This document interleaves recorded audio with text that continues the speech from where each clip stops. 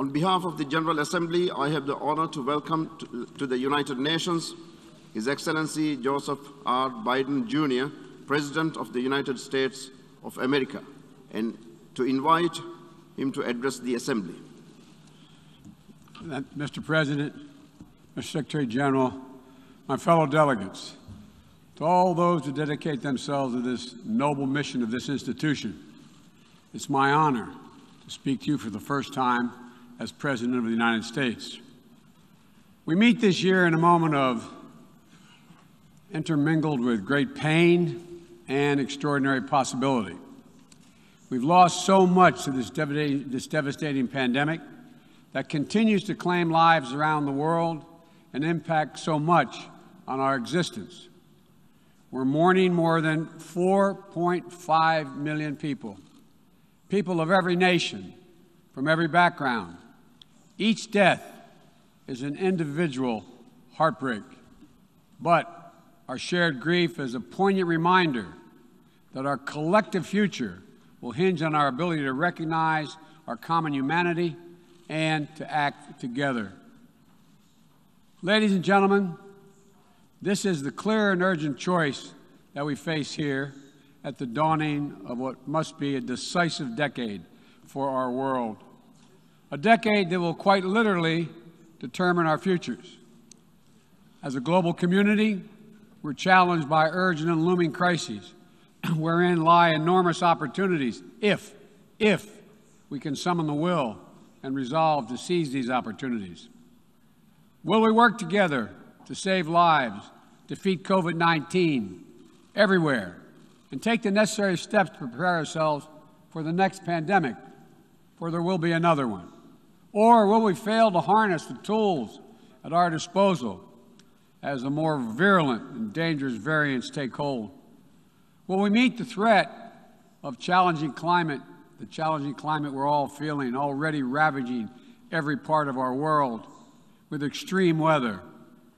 Or will we suffer the merciless march of ever-worsening droughts and floods, more intense fires and hurricanes, longer heat waves, and rising seas?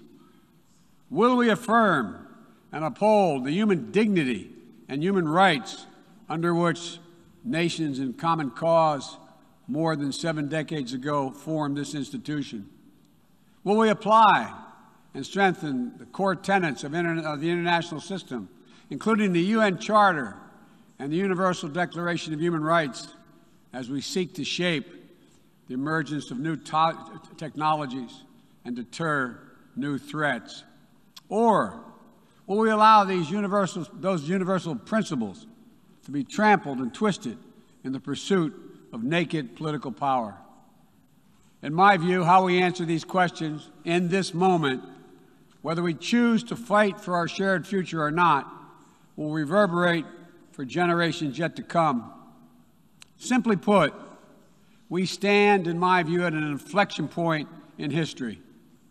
And I'm here today to share with you how the United States intends to work with partners and allies to answer these questions, and the commitment of my new administration to help lead the world toward a more peaceful, prosperous future for all people. Instead of continuing to fight the wars of the past, we are fixing our eyes on devoting our resources to the challenges that hold the keys to our collective future. Ending this pandemic, addressing the climate crisis, managing the shifts in global power dynamics, shaping the rules of the world on vital issues like trade, cyber, and emerging technologies, and facing the threat of terrorism as it stands today. We've ended 20 years of conflict in Afghanistan, and as we close this period of relentless war, we're opening a new era of relentless diplomacy, of using the power of our development aid to invest in new ways of lifting people up around the world, of renewing and defending democracy, of proving that no matter how challenging or how complex the problems we're going to face, government by and for the people is still the best way to deliver for all of our people. And as the United States turns our focus to the priorities and the regions of the world, like the Indo-Pacific, that are most consequential today and tomorrow, we'll do so with our allies and partners through cooperation at multilateral institutions like the United Nations to amplify our collective strength and speed our progress toward dealing with these global challenges. It is a fundamental truth of the 21st century within each of our countries and as a global community that our own success is bound up in others succeeding as well. To deliver for our own people, we must also engage deeply with the rest of the world. To ensure that our own future, we must work together with other partners, our partners, toward a shared future. Our security, our prosperity, and our very freedoms are interconnected, in my view, as never before. And so, I believe we must work together as never before. Over the last 8 months, I've prioritized rebuilding our alliances, revitalizing our partnerships, and recognizing they are essential and central to America's enduring security and prosperity. We have reaffirmed our sacred NATO alliance to Article 5 commitment.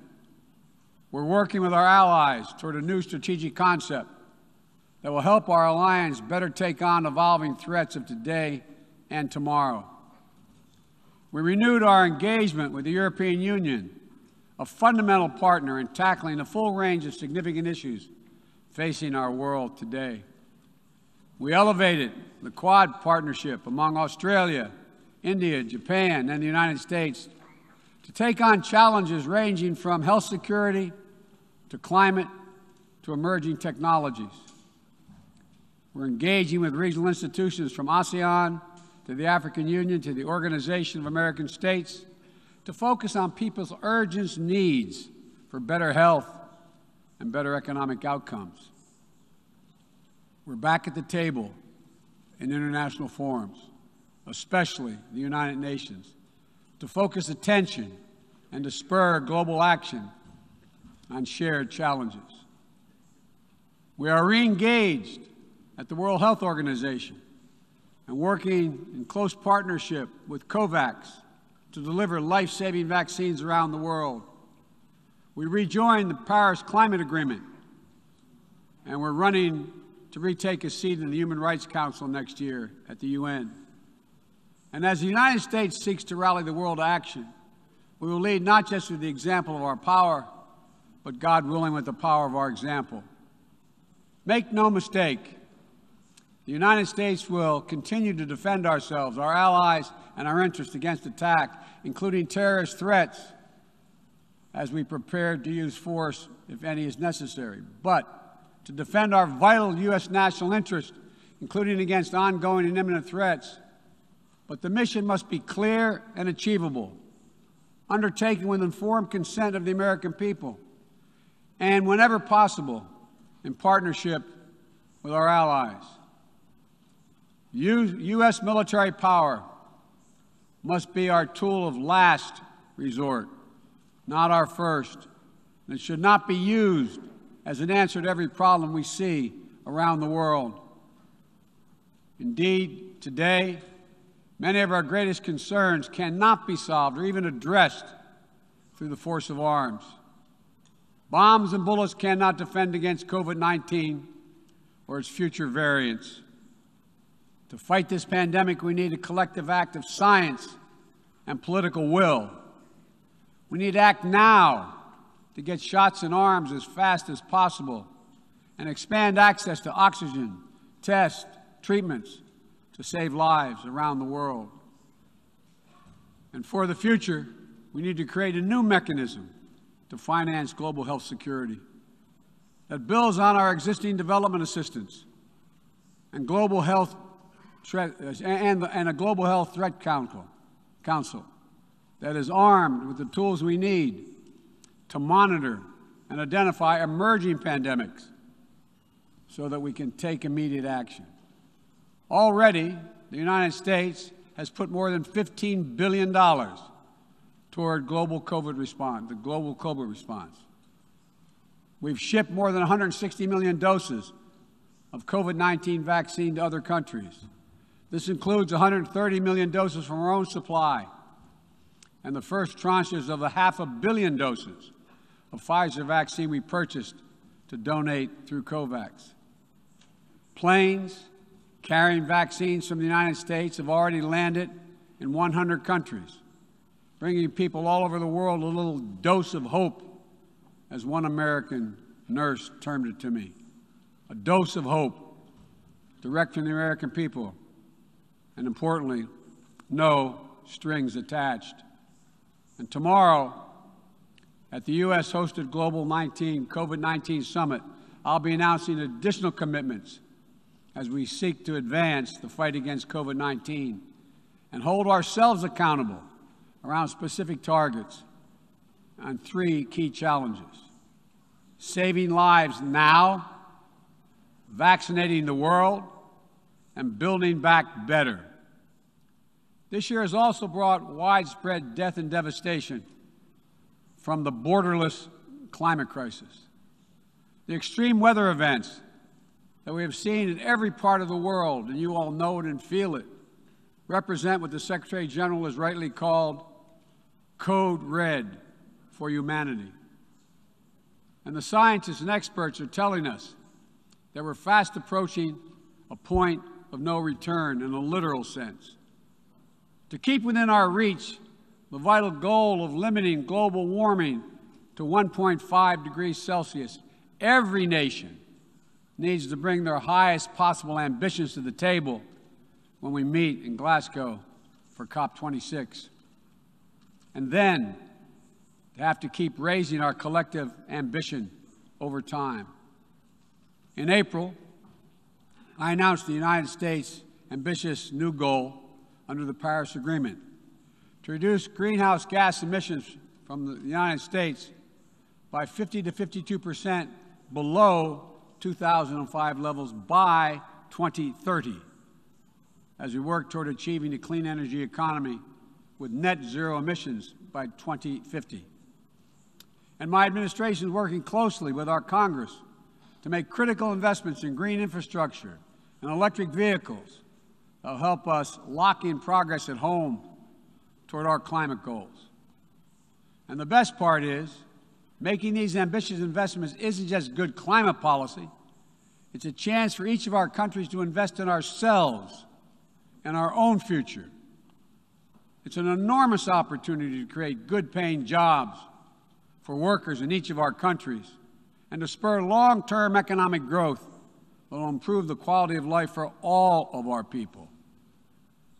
We also have to support the countries and people that will be hit the hardest and that have the fewest resources to help them adapt.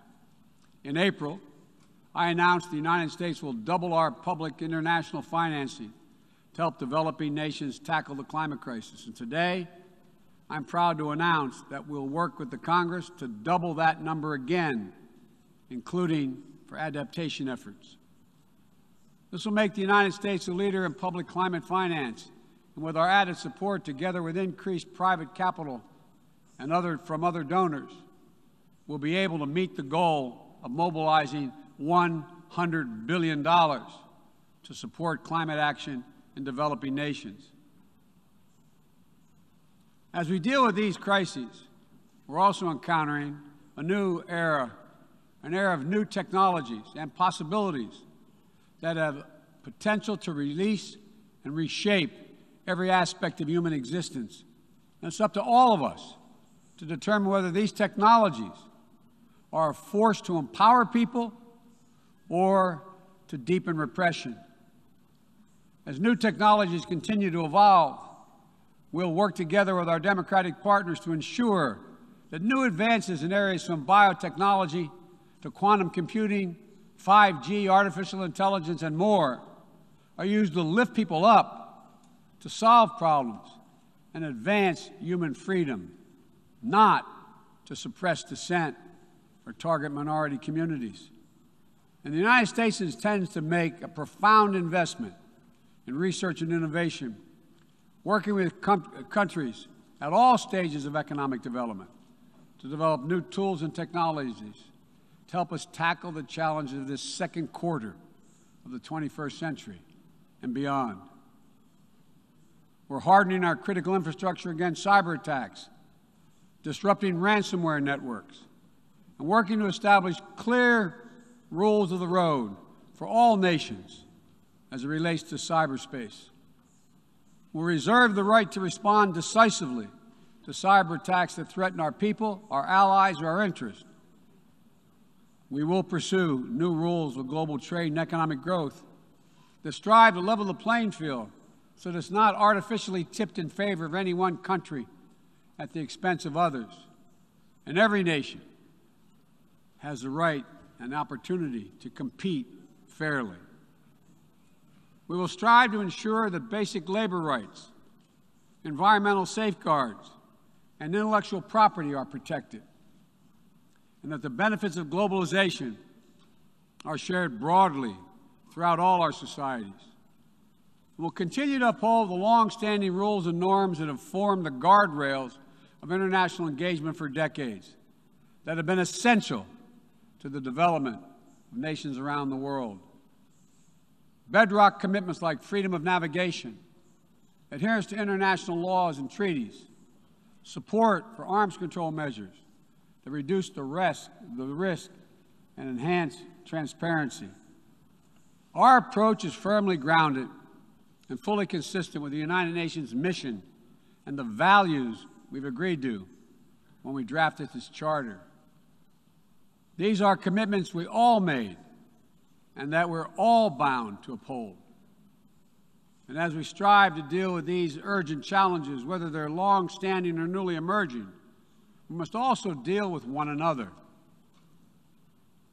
All of the major powers of the world have a duty, in my view, to carefully manage their relationships so they do not tip from responsible competition to conflict. The United States will compete, and will compete vigorously, and lead with our values and our strength. We'll stand up for our allies and our friends and oppose attempts by stronger countries to dominate weaker ones, whether through changes to territory by force, economic coercion, technical exploitation, or disinformation. But we're not seeking, say it again, we are not seeking a new Cold War or a world divided into rigid blocks.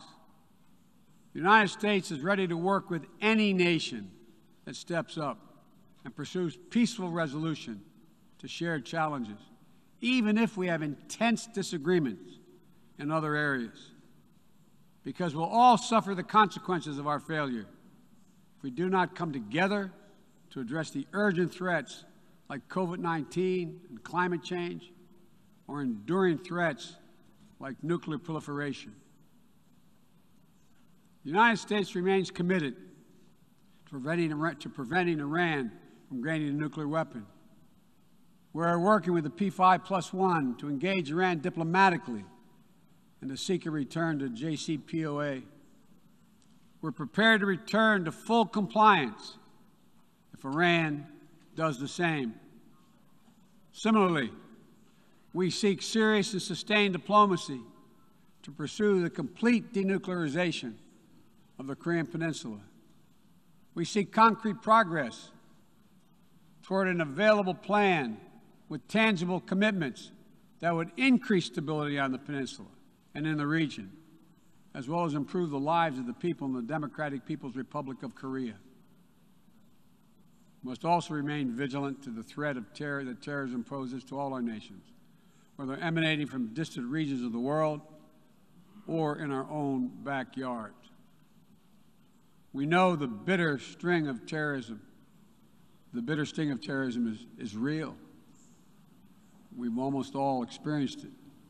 Last month, we lost 13 American heroes and almost 200 innocent Afghan civilians in a heinous terrorist attack at the Kabul airport. Those who commit acts of terrorism against us will continue to find a determined enemy in the United States.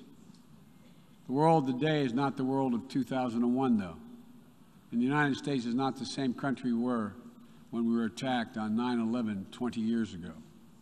Today, We're better equipped to detect and prevent terrorist threats, and we are more resilient in our ability to repel them and to respond. We know how to build effective partnerships to dismantle terrorist networks by targeting their financing and support systems, countering their propaganda, preventing their travel, as well as disrupting imminent attacks. We'll meet terrorist threats that arise today and in the future with a full range of tools available to us, including working in cooperation with local partners so that we need not be so reliant on large-scale military deployments. One of the most important ways we can effectively enhance security and reduce violence is by seeking to improve the lives of the people all over the world who see that their governments are not serving their needs. Corruption fuels inequality, siphons off a nation's resources, spreads across borders, and generates human suffering, is nothing less than a national security threat in the 21st century.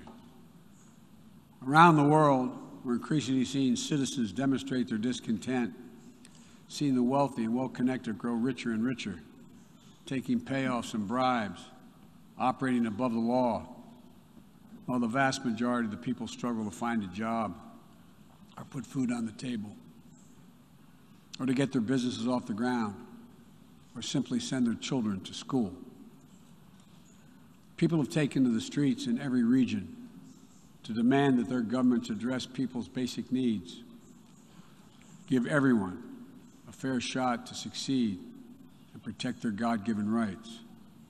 And in that chorus of voices across languages and continents, we hear a common cry, a cry for dignity, simple dignity.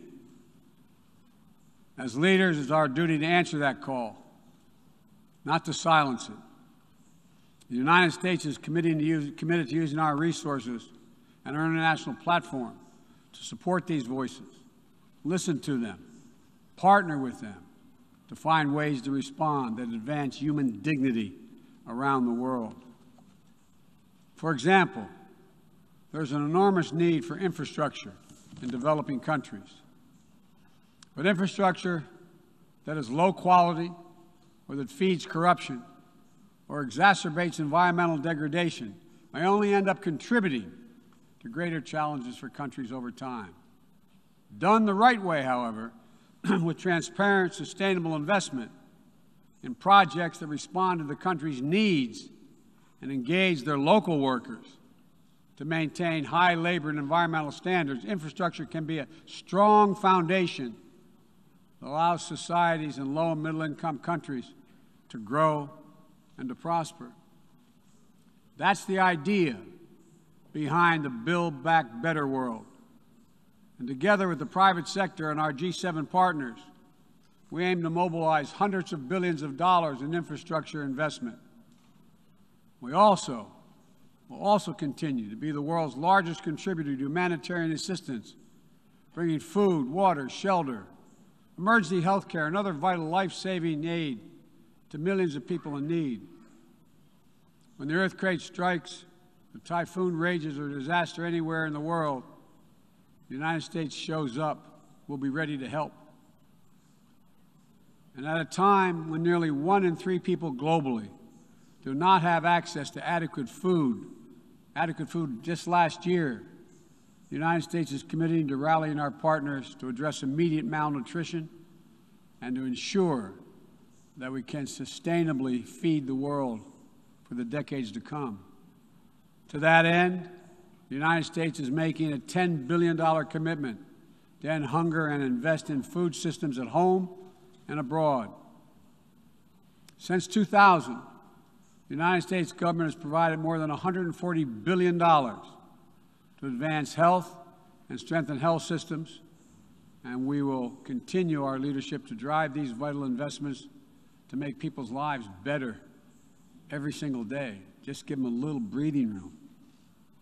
And as we strive to make lives better, we must work with renewed purpose to end the conflicts that are driving so much pain and hurt around the world. We must redouble our diplomacy and commit to political negotiations, not violence, as a tool of first resort.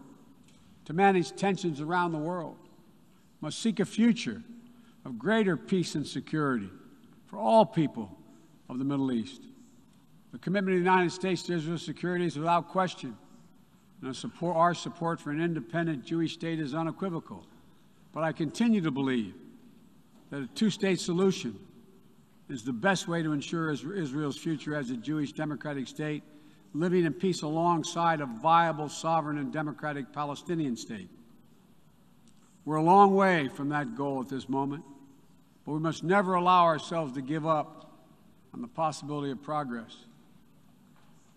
We cannot give up on solving raging civil conflicts, including in Ethiopia and Yemen, where fighting between warring parties is driving famine, horrific violence, human rights violations against civilians, including the unconscionable use of rape as a weapon of war. We'll continue to work with the international community to press for peace and bring an end to this suffering. As we pursue diplomacy across the board, the United States will champion the democratic values that go to the very heart of who we are as a nation and a people: freedom, equality, opportunity, and a belief in the universal rights of all people. It's stamped into our DNA as a nation, and critically, it's stamped into the DNA of this institution, the United States. We sometimes forget. I quote the opening words of the Universal Declaration of Human Rights, quote, "The equal and inalienable rights of all members of the human family is the foundation of freedom, justice, and peace in the world." The founding ethos of the United Nations places the rights of individuals at the center of our system. And that clarity and vision must not be ignored or misinterpreted. The United States will do our part, but will be more successful and more impactful if all of our nations are working toward the full mission to which we are called. That's why more than 100 nations united again around a shared statement, and the Security Council adopted a resolution outlining how we'll support the people of Afghanistan moving forward, laying out the expectations to which we'll hold the Taliban when it comes to respecting universal human rights. We all must advocate for women, the rights of women and girls to use their full talents, to contribute economically, politically, and socially, and pursue their dreams free of violence and intimidation. From Central America to the Middle East to Africa to Afghanistan, wherever it appears in the world. We all must call out and condemn the targeting and oppression of racial, ethnic, and religious minorities when it occurs whether it occurs in Xinjiang or northern Ethiopia or anywhere in the world. We all must defend the rights of LGBTQI individuals so they can live and love openly without fear, whether it's Chechnya or Cameroon or anywhere. As we steer our nations toward this inflection point and work to meet today's fast-moving, cross-cutting challenges, let me be clear. I am not agnostic about the future we want for the world. The future will belong to those who embrace human dignity, not trample it. The future will belong to those who unleash the potential of their people, not those who stifle it. The future will belong to those who give their people the ability to breathe free, not those who seek to suffocate their people with an iron hand. Authoritarianism, the authoritarianism of the world, may seek to proclaim the end of the age of democracy, but they're wrong. The truth is, the democratic world is everywhere. It lives in the anti-corruption activists, the human rights defenders, the journalists, the peace protesters. On the front lines of this struggle in Belarus, Burma, Syria, Cuba, Venezuela, and everywhere in between, it lives and the brave women of Sudan who withstood violence and oppression to push a genocidal dictator from power and who keep working every day to defend their democratic progress. It lives in the proud Moldovans who helped deliver a landslide victory for the forces of democracy with a mandate to fight graft, to build a more inclusive economy. It lives in the young people of Zambia who harnessed the power of their vote for the first time, turning out in record numbers to denounce corruption and chart a new path for their country. And while no democracy is perfect, including the United States, we'll continue to struggle to live up to the highest ideals to heal our divisions. And we face down violence and insurrection. Democracy remains the best tool we have to unleash our full human potential. My fellow leaders, this is a moment where we must prove ourselves the equals of those who come before us, who with vision and values and determined faith in our collective future built our United Nations, broke the cycle of war and destruction, and laid the foundations for more than 7 decades of relative peace and growing global prosperity. Now, we must again come together to affirm the inherent humanity that unites us is much greater than any outward divisions or disagreements. We must choose to do more than we think we can do alone so that we'll accomplish what we must together. Ending this pandemic and making sure we're better prepared for the next one. Staving off climactic climate change and increasing our resilience to the impacts we already are seeing. Ensuring a future where technologies are a vital tool to solving human challenges and empowering human potential, not a source of greater strife and repression. These are the challenges that we will determine what the world looks like for our children and our grandchildren and what they'll inherit. We can only meet them by looking to the future. I stand here today for the first time in 20 years with the United States not at war. We've turned the page. All the unmatched strength, energy, and commitment, will, and resources of our nation are now fully and squarely focused on what's ahead of us, not what was behind. I know this. As we look ahead, we will lead. We will lead on all the greatest challenges of our time, from COVID to climate, peace and security, human dignity and human rights, but we will not go it alone. We'll lead together with our allies and partners and in cooperation with all those who believe as we do that this is within our power to meet these challenges, to build a future that lifts all of our people and preserves this planet. But none of this is inevitable. It's a choice. And I can tell you where America stands. We will choose to build a better future. We, you and I, we have the will and capacity to make it better. Ladies and gentlemen, we cannot afford to waste any more time. Let's get to work. Let's make our better future now. We can do this. It's within our power and capacity. Thank you. God bless you all.